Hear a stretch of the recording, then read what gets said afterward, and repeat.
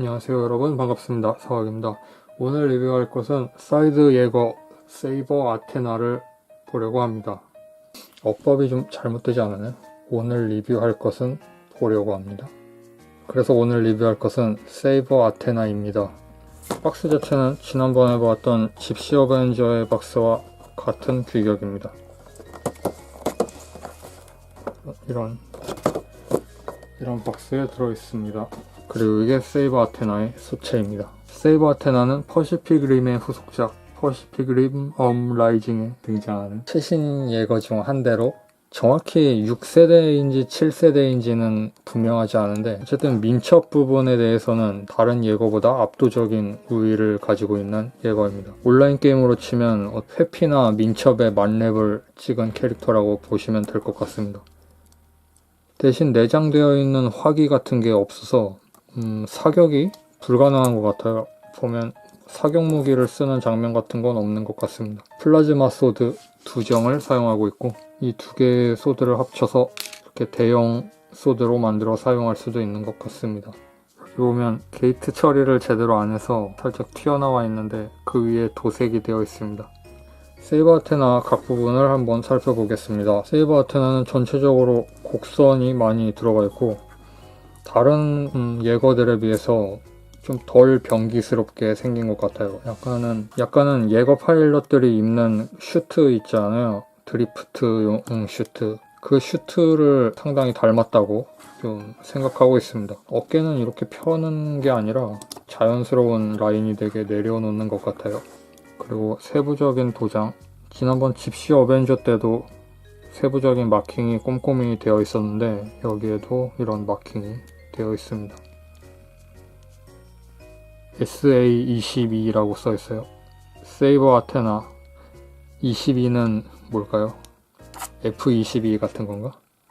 그런데 마킹되어 있는 포인트가 집시 어벤져보다는 많은 부분 줄어들어 있어서 첫인상으로는 좀 칩하다는 생각이 들었습니다. 칩하다는 좀 싸구려 같이 보인다는 뜻이죠.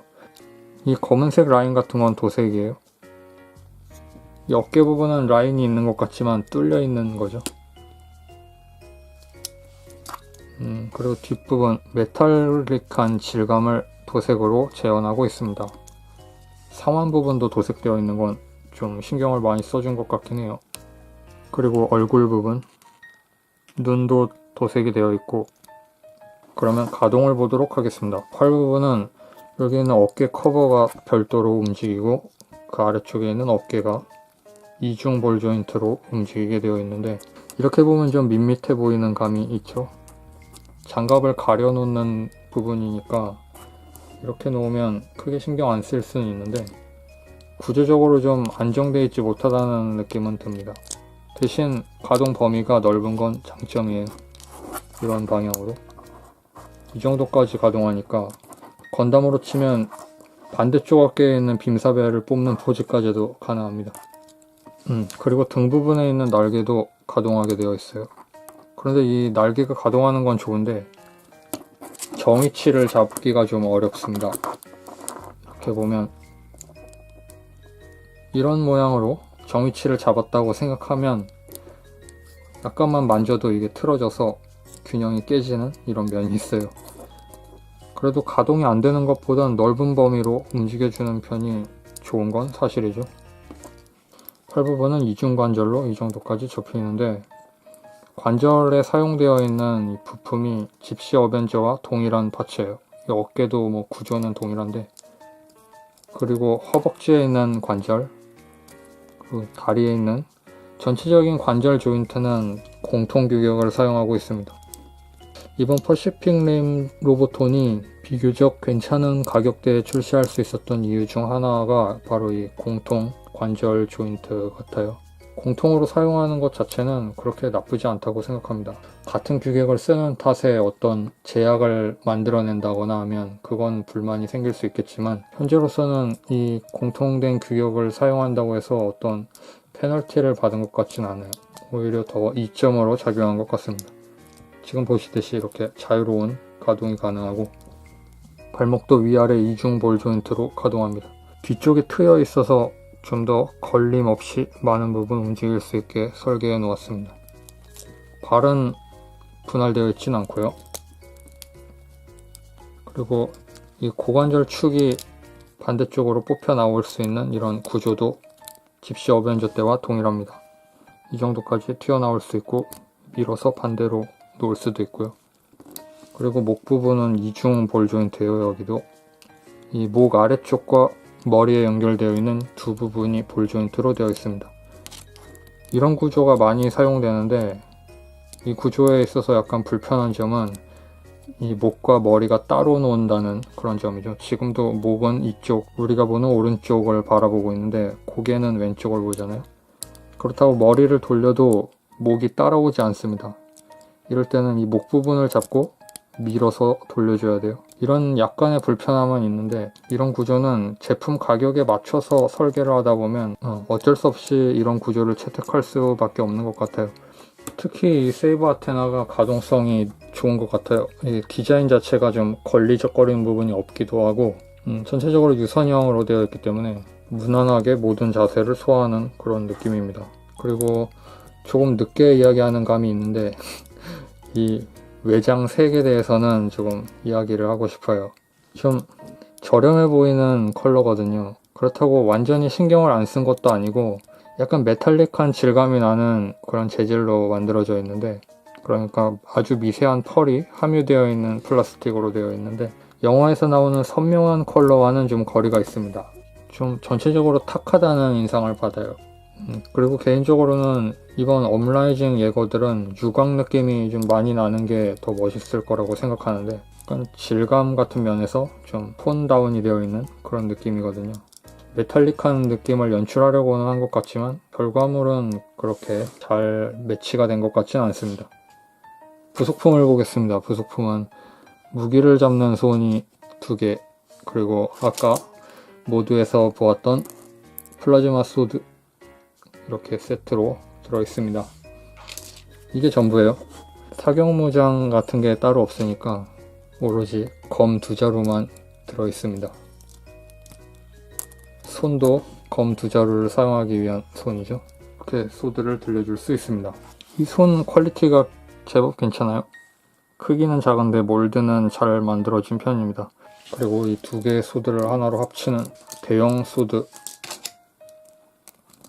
이렇게 대형 소드도 하나 들어있고 나쁘지 않아요. 그런데 이건 아무리 봐도 기존 예거의 흐름과는 좀 많이 다른 디자인이라서 특색이 있다고 해야 하나? 이거 한 대만 놓고 보면 좀 붕 뜨는 감은 있는 것 같아요. 기동성 중시라는 컨셉에 맞춰서는 잘된 디자인이라고 생각하지만 퍼시픽 림 1편을 통해서 어떤 정립되어 있었던 예거의 전투에 대한 이미지와는 다른 방식을 보여주고 있는 가장 거리가 먼 예거 중 하나라고 할 수 있을 것 같습니다. 그리고 이 녀석은 뭔가 국산스럽다는 느낌이 많이 들어서 망한 작품 어디에서 이런 디자인이 있었을 것만 같은 그런 느낌이 있어요. 그리고 또 한 가지 이미지로는 불개미 같이 생겼습니다. 어깨 부분이라든지 동체 부분 같은 게 불개미 같이 생겼어요. 퍼시픽 림 버전 앤트맨이라고 보면 좋을 것 같습니다. 그리고 집시 어벤져와 비교해 보도록 하겠습니다. 집시 어벤져 크기가 꽤 컸는데 세이버 아테나는 키가 좀 작습니다. 단순히 키 차이만 나는 게 아니라 이런 동체의 두께나 볼륨감 같은 것도 차이가 많이 나니까 이게 정가가 같았던가요? 주인공이라서 많이 서비스해준 그런 느낌인 것 같아요. 이쪽 조연들은 약간 힘을 빼고 있는 그런 느낌이 있어요. 그거를 비교하면 이렇습니다. 퍼시픽 림 업라이징 보셨습니까? 퍼시픽 림 업라이징만이 아니라 이번 달 말에 인피니티 워도 개봉을 앞두고 있어서 인피니티 워는 굉장히 많이 기대하고 있거든요. 퍼시픽 림 업라이징도 기대를 많이 했었는데 좀 뭐라고 해야 하나, 그런 거 있잖아요. 하얀 옷 입은 중국 여자가 경호원 같은 사람들 잔뜩 대동해서 멋진 척 등장해서 우리는 돈이 많고 기술도 많아요 라고 어필을 하면서 뭔가 이야기 전체를 이끌어 나가면서 동시에 뭔가 쿨하고 멋있고 사업가적 마인드가 강하지만 동시에 정의로운 마음도 가지고 있는 듯한 그런 연출을 하는 영화들이 제법 있잖아요. 뭔가 완전히 딱 매치되지는 않지만 예를 들면 트랜스포머 4라든지 아니면 망한 영화지만 한쪽 손 멀쩡하게 있는 로보캅, 그 로보캅이라든지 그런 요소들이 좀 많이 들어가면 영화가 재밌나 하는 생각이 좀 들어요. 차라리 트랜스포머처럼 미군이 나와서 외계인 때려잡는 게 훨씬 낫죠. 현실이 그렇잖아요. 그런데 어떻게 보면 그런 조역 같은 사람들은 영화의 근간과는 상관이 없는 사람들인데 좀 더 어떤 자기적이지 않은 그런 느낌으로 좀 가는 게 영화를 볼 때 좀 세계관이 진짜 같이 느껴지는 그런 도움을 주는 하나의 요소가 될 수 있지 않을까 하는 생각이 들어요. 그런데 어떤 투자자라고 해서 그렇게 너무 좋게만 비춰지려고 하는 건 그게 과연 영화라고 하는 어떤 작품을 만드는 데 있어서 옳은 접근 방식인지 모르겠습니다. 어쨌든 그 샤오 그룹인지 뭔지가 세계를 구했다고 합니다. 예.